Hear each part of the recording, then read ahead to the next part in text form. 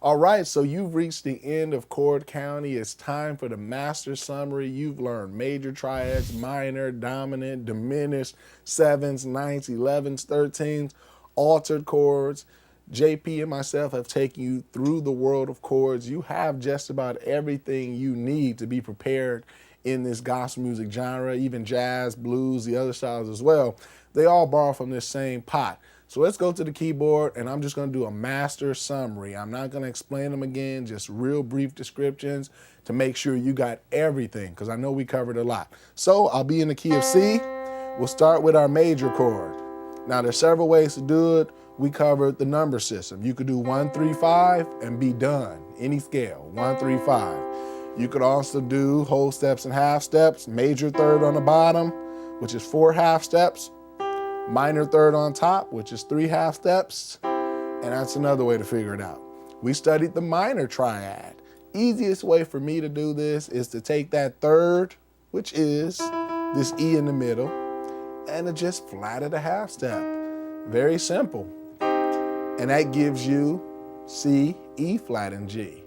Another way that Jonathan talked about is actually pulling from the minor scale. A little bit more involved. You need to know your minor scales, but if you do know them, you can just take the first, third, and fifth tone straight from your minor scale and be done.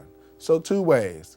You can convert major to minor by just lowering that middle note, which happens to be the third of the chord, 1, 2, 3, lower it a half step, and you got your minor chord.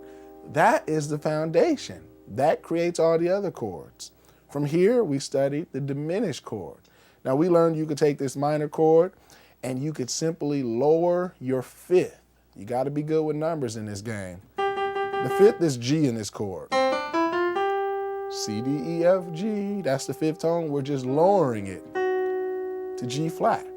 So then you get C, E flat, and G flat. And we established that as a diminished triad. It's just 3 tones. We'll cover the bigger one later. So you got major, you got minor, you got diminished, and I'm not sure if we covered augmented, which we did.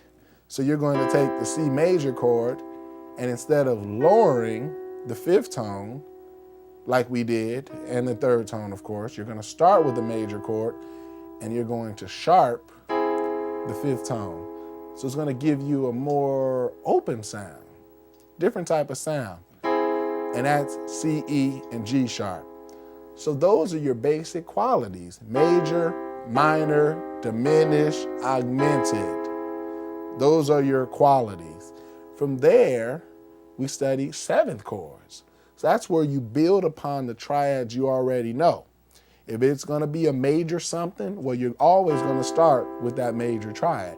If it's going to be a minor something, like minor 7, minor 9, minor 11, minor 13, you're always going to have that triad, unless we're trying to be stylistically different or we're trying to be creative. Yeah, we may omit some notes, as you saw Jonathan doing, but generally you're going to start with your foundation. If it's going to be a diminished, you're always going to have that diminished root chord, that triad. Same thing with augmented. You're always going to have that. So we moved on to 7th chords, and the first thing we studied was the major 7th chord. And that's pretty simple. You just take your triad and you add the 7th degree of that same major scale. So 1, 2, 3, 4, 5, 6, 7. B is the 7th tone of C. Simply add that to what you already know, and we figured out that C, E, G, B would give us a nice, pretty, jazzy 7th chord. How do you do your dominant chords? Because that's a new one. That's one that you kind of get from the same major triad, but it goes a little left field because we want a bluesy. R-E-S-P-E-C-T. That's what we get with those dominant chords. They're bluesy, they're powerful, they're present. And so you get that by taking the same major. It starts major just like your major 7, but instead of having that regular 7th degree, you're going to have a flat 7th degree. So we just simply take the B and we flat it. We make it B flat, that gives us that dominant chord. And you can also call that, some people call that the dominant 7th degree because it's associated with the dominant chord, just this C and B flat here. Really is all you need. It creates that dominant sound. Add the E. I mean, those are really the power packed tones right there. The G, It's just filler because the G is in everything. Let's face it, doesn't do too much to the chord. So that's your dominant. Now to get minor from here is very easy because you already have the flat 7, and that's also a part of the minor 7 chord too. So the only difference is to take this third tone right here and flat it. So you get E flat now. So the difference being C, E flat, G, and B flat. And that'll give you your minor 7th chord. So you have major 7, C, E, G, B, or 1, 3, 5, 7.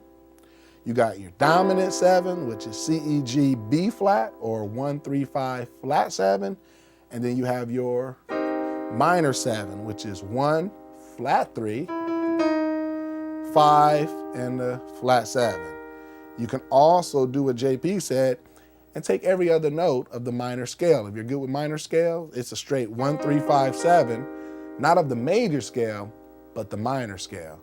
Now the good news is once you know all your different 7 chords, major, dominant, minor, the 9ths, the 11ths, and the 13ths, as we studied, are a piece of cake because this won't change. These won't change at all. You're just adding the 9, 11, or 13.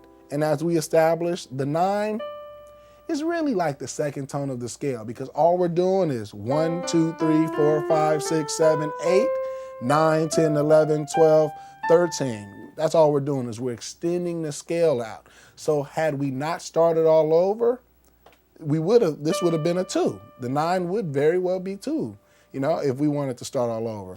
This 11 right here would have been the 4th tone of the scale. Heck, F is the 4th. That's how I know it. And A, let's face it, that would normally be the 6th, but now that we're getting into these big, bad extended chords, we extend it out and we call them 9s, 11s, and 13s. I wish I could tell you more about the history of that, but that's just how we do things, okay? So all you gotta do is take this major 7 and add the 9th tone, and the good news is that's a major 9. It's like the 9 hijacks the situation, takes over, and you're good to go now, but it's called a major 9. And I do like what it adds to the situation. It makes it a lot more jazzier. The good news is the 9 is always gonna be the 9. You never have to worry about the 9 changing. So we can change our bottom chord to a minor 7 chord. And if we add the 9 hijacks it. I know that's a negative word to use, but that's what happens. And this becomes a minor 9 chord. All we did was start with our minor 7, added the 9, and now we get a minor 9. Same thing happens with the dominant. You start with the dominant 7 that you know all too well now, add the 9 never changes. And the key of C is gonna be D.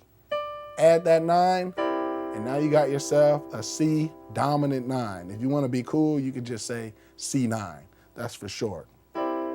The good news is, as you learned, you do the same thing with the 11th chords. No different. All you do is add the 11th. So whatever used to be 9, just add the 11th here. Now at this point, you're gonna have to use 2 hands because it's just gonna get too hard. So you can play C right here or C on your bass, as JP explained. And this isn't a common chord, but you should know it. This is what you call the major 11th. And all we did was take the major 9, which came from the major 7, added the 9, added the 11. Now technically, to have an 11th chord, you must have the 9. And to have a 9 chord, you must have the 7. They're kind of built on top of each other.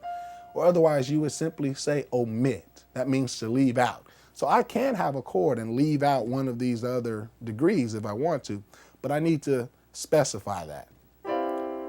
Okay, and I do the same thing. If I want to make this dominant, I lower this 7th tone from B to B flat. That's all I have to do, and now I have myself a dominant 11 chord. And if I wanted to make this minor, all I do is lower my 3rd tone. As you guys know, I lower it a half step to E flat. And this is the chord we all like in gospel music.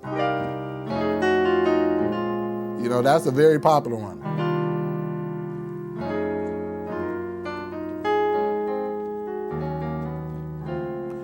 We like that one. But the other ones, as JP talked about, the major 11, not that common. You will find it in certain genres.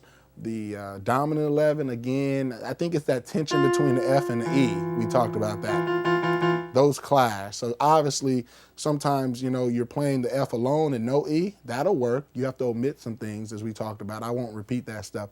But that's your 11 chords. And lastly, for your 13 chords, it's the same thing. You can take this major 11th, and all you have to do is add the A, which is the 13th of the key, or the 6th of the key, but we're gonna call it 13.